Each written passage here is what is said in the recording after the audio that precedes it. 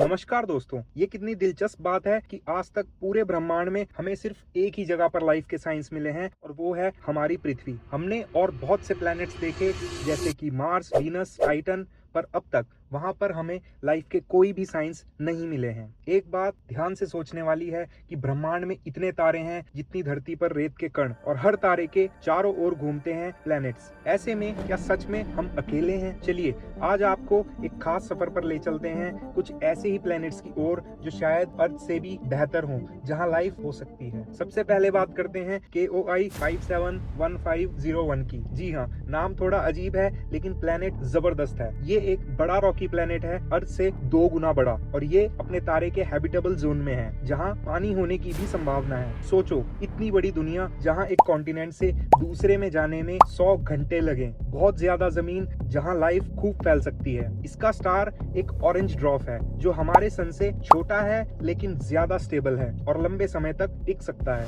हमारा सूरज करीब 10 बिलियन साल तक जी सकता है, लेकिन ये वाला तारा 70 बिलियन साल तक चलता रहेगा। अगर लाइफ को इतना समय मिले इवॉल्व होने के लिए तो सोचो कितनी एडवांस सिविलाइजेशंस डेवलप हो सकती हैं। लेकिन इसमें एक दिक्कत है, ये प्लेनेट हमसे 3000 लाइट ईयर्स दूर है। मतलब अगर आज नासा का बेस्ट रॉकेट भी ले लें तो वहां पहुंचने में 1 लाख साल लग सकते हैं। तो फिलहाल ये सिर्फ एक सपना ही है। अब चलते हैं TRAPPIST-1 सिस्टम की तरफ, जो सिर्फ 39 लाइट ईयर्स दूर है, जहां 7 अर्थ साइज प्लैनेट्स हैं और उनमें से 3 हैबिटेबल जोन में हैं। ये प्लैनेट्स इतने पास हैं कि पूरा सिस्टम हमारे मरकरी के ऑर्बिट में आ सकता है। अगर आप इनमें से किसी प्लैनेट पर खड़े हों तो आसमान में बाकी प्लैनेट्स आपको साफ साफ दिखेंगे। सोचिए, एक प्लैनेट से दूसरे प्लैनेट की हॉलीडेज ऐसे जा सकते हैं जैसे एक देश से दूसरे देश। TRAPPIST-1 पर स्कीइंग और TRAPPIST-1D पर बीच वेकेशंस।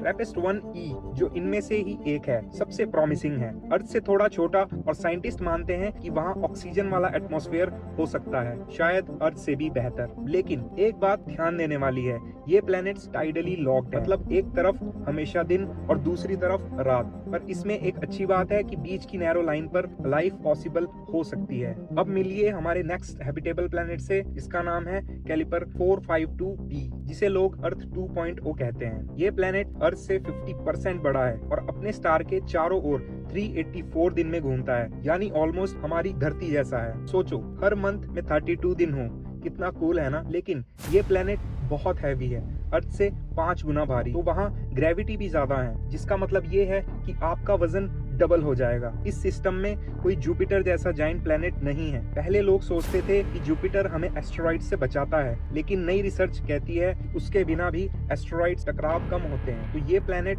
शायद ज्यादा सेफ हो। लेकिन इसकी एक दिक्कत भी है, इसका तारा हमारे सन से बूढ़ा है। जैसे जैसे स्टार्स बूढ़े होते हैं वो ज्यादा हीट और रेडिएशन देने लगते हैं, जिससे प्लैनेट्स पर गर्मी बहुत बढ़ सकती है और वो वीनस जैसे बन सकते हैं, जिससे कि वहाँ लाइफ पॉसिबल होना बहुत मुश्किल हो जाता है। अब चलते हैं एक बहुत ही अनोखे प्लेनेट की ओर, कैलिपर 22b। ये एक वाटर वर्ल्ड है, पूरा प्लेनेट पानी से ढका हुआ। सोचो, एक ओशियन जो सैकड़ों किलोमीटर तक गहरा हो, नीचे एक सॉलिड कोर छिपा हो। ऐसे ओशियन में कैसी लाइफ हो सकती है? शायद ग्लोइंग मछलियां, अजीब सी क्रिएचर्स जैसे हम सिर्फ फिल्मों में देखते हैं। अगर इंसान वहां पहुंचे तो जो हम देखेंगे वो शायद हमारी सोच से भी परे हो। तो अब आप ही ये डिसाइड करो कि कौन सा प्लेनेट आपको सबसे अच्छा लगा। KOI 57 की बूढ़ी दुनिया, TRAPPIST-1 का हॉलीडे सिस्टम, कैलिपर 452b का अर्थ जैसा फील, या कैलिपर 22b का गहरा समंदर। कौन जानता है कल क्या होगा? शायद फ्यूचर में इंसान इन वर्ल्ड्स तक भी पहुंच जाएंगे। अगर आपको ये जर्नी पसंद आई तो लाइक करो, सब्सक्राइब करो और कमेंट्स में बताओ कि आप कौन से प्लेनेट पे जाना चाहते हो इन फ्यूचर।